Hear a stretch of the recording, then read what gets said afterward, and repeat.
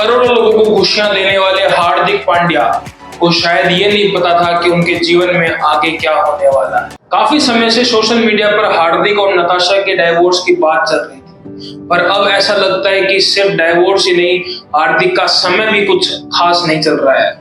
आओ थोड़ा फ्लैशबैक में चलते हैं। हार्दिक पांड्या आईपीएल में गुजरात टीम की कमान संभाले हुए थे। पहले ही साल में गुजरात चैंपियन बना, दूसरे साल गुजरात रनर अप।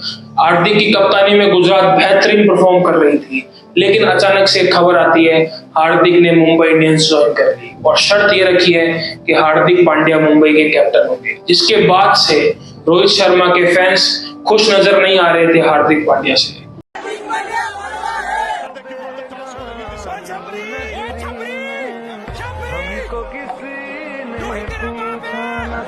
हार्दिक पांड्या को कैप्टन लेके क्या मतलब?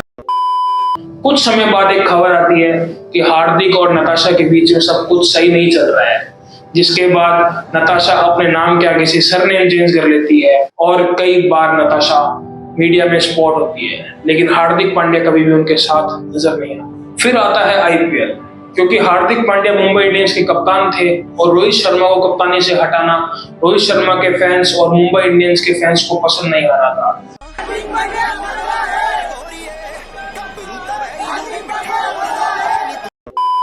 इसलिए हार्दिक पांड्या को ग्राउंड्स पे बू करना, उनको चिढ़ाना, उनको गालियां तक देना, ये सब चीजें ग्राउंड्स पे हो रही थी और सोशल मीडिया पे हार्दिक पांड्या हो रहे थे, क्योंकि उनकी टीम का जो परफॉर्मेंस था वो भी कुछ खास नहीं था।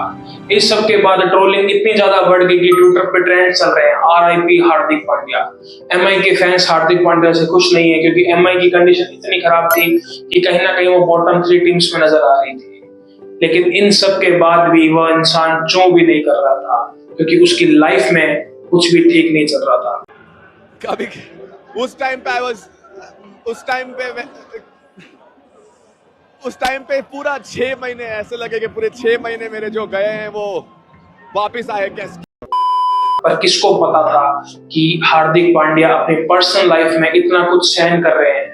सबको ये लग रहा था कि हार्दिक पांड्या जवाब ना देके अपनी जिम्मेदारियों से भाग रहे हैं। फिर आता है वर्ल्ड कप। वर्ल्ड कप से पहले ऐसा लग रहा था कि रोहित शर्मा कप्तानी कर भी पाएंगे या नहीं कर पाएंगे, लेकिन रोहित शर्मा वापस आते हैं, कप्तानी करते हैं और हार्दिक पांड्या टीम इंडिया के बनते हैं वाइस कैप्टन। लेकिन इस बार हार्दिक पांड्या पूरी तरीके से अलग नजर आ रहे थे। बैटिंग और बॉलिंग दोनों से बेहतरीन परफॉर्म कर रहे थे। जहां बैटिंग में जरूरत पड़ी तो हाफ सेंचुरी लगाना, बॉलिंग में 8 मैच में 11 विकेट लेना, सिर्फ 7 की इकोनॉमी से रन देना, उसके बाद फाइनल मैच में 3 विकेट लेना और साथ ही साथ फाइनल ओवर में 16 रन डिफेंड करना। ये हार्दिक पांड्या करोड़ों भारतीयों को खुशियां दे रहे थे, लेकिन उस इंसान के मन में क्या चल रहा था ये बात अभी भी किसी को पता नहीं लगी। वहीं वर्ल्ड कप जीतने के बाद अब सबको लग रहा था कि हार्दिक की जितनी ट्रोलिंग हुई, जितना हार्दिक को ग्राउंड्स पे बू किया गया, उन सब के बाद अब ये सब इन चीजों का अंत हो जाएगा। परंतु हार्दिक के मन में और ही कुछ चल रहा था। जहां सारे प्लेयर्स एक तरफ अपनी फैमिली से बातें कर रहे, अपने बच्चों से बातें कर रहे थे, वहीं हार्दिक पूरे ग्राउंड पे अकेले भारत का झंडा लेके घूम रहे थे। वर्ल्ड कप के बाद जब रोहित ने अपने रिटायरमेंट का ऐलान किया तो ऐसा लगने लगा कि हार्दिक पांड्या कप्तान बन जाएंगे। फैंस तो हार्दिक से खुश थे ही और साथ में कप्तानी मिल गई थी, लेकिन किस्मत को कुछ और ही मंजूर था। अब वाइल्ड कार्ड एंट्री होती है गौतम गंभीर की as a coach of Indian cricket team. जहां गंभीर ने कोच बनने से पहले ही कह दिया था कि वह बड़े फैसले लेंगे और उन्हीं के फैसले टीम को मानने पड़ेंगे। जिसके बाद गंभीर ने T20 टीम की कप्तानी सूर्य कुमार यादव को, वाइस कैप्टनशिप शुभमन गिल को सौंप दी। शुभमन गिल को देने का कारण यह था कि शुभमन गिल जिम्बाब्वे दौरे पे कप्तानी संभाल के आए थे, तो शुभमन गिल 4-1 से उस सीरीज को जीत के आए थे। वहीं हार्दिक पांड्या पे सब नजर गड़ाए बैठे थे कि उनको कप्तानी मिलेगी, लेकिन ऐसा नहीं हुआ। जिसके पीछे गंभीर ने कई कारण दिए कि कप्तान वो होना चाहिए जो कंसिस्टेंट नजर आए। हालांकि बात उनकी भी सही थी, क्योंकि हार्दिक पांड्या 2018 से 2023 के बीच काफी समय तक चोटिल भी नजर आए। 6-6 महीने के लंबे गैप से हार्दिक पांड्या चोटिल भी नजर आते हैं, क्योंकि उनके ऊपर डबल प्रेशर रहता है, एक तो फास्ट बॉलिंग का प्लस बैटिंग का, और उनकी फील्डिंग भी लाजवाब है, तो तीनों चीजों का उनके ऊपर प्रेशर रहता है। इस कारण से हार्दिक पांड्या कई बार चोटिल भी नजर आते हैं, परंतु कप्तानी भी जाना और साथ में पर्सनल लाइफ भी सही नहीं चलना हार्दिक पांड्या के लिए कुछ खास नजर नहीं आ रहा था। उनकी personal life plus professional life दोनों ही अभी उनका ऐसा कह सकते हैं कि अब समय ही कुछ सही नहीं चल रहा। जिस दिन श्रीलंका दौरे के लिए भारतीय क्रिकेट टीम का ऐलान होता है, हार्दिक पांड्या से कप्तानी छीनी जाती है, उसी शाम को हार्दिक पांड्या अपने डाइवोर्स की घोषणा करते हैं। सोशल मीडिया पर पोस्ट करते हैं 4 साल से साथ थे, अब हार्दिक और नताशा ने म्यूचुअल अंडरस्टैंडिंग से डाइवोर्स लेने का फैसला कर लिया है। डाइवोर्स लेने के बाद रूल है कि हस्बैंड को वाइफ की प्रॉपर्टी का कुछ भी हिस्सा नहीं मिलेगा, वहीं वाइफ को हस्बैंड की प्रॉपर्टी का 50% हिस्सा मिलता है। ये रूल इसलिए बनाया गया कि एक लड़की अगर हाउसवाइफ है या फिर कम कमाती है तो उसको अपना जीवन यापन करने के लिए, रहने सहने और खाने के लिए ये रूल बनाया गया कि वो अपने लाइफ स्टाइल को कैसे जिएगी। परंतु आज की डेट में देखने को मिलता है कि ये एज ए बिजनेस बन गया है, क्योंकि बंटवारा कर लो, अलग हो जाओ और अपने हस्बैंड की प्रॉपर्टी का 50% हिस्सा ले लो। वहीं हार्दिक पांड्या के केस में ये सुनने में आ रहा है कि हार्दिक पांड्या को अपनी 94 करोड़ की प्रॉपर्टी में से 70% नताशा को देना पड़ेगा।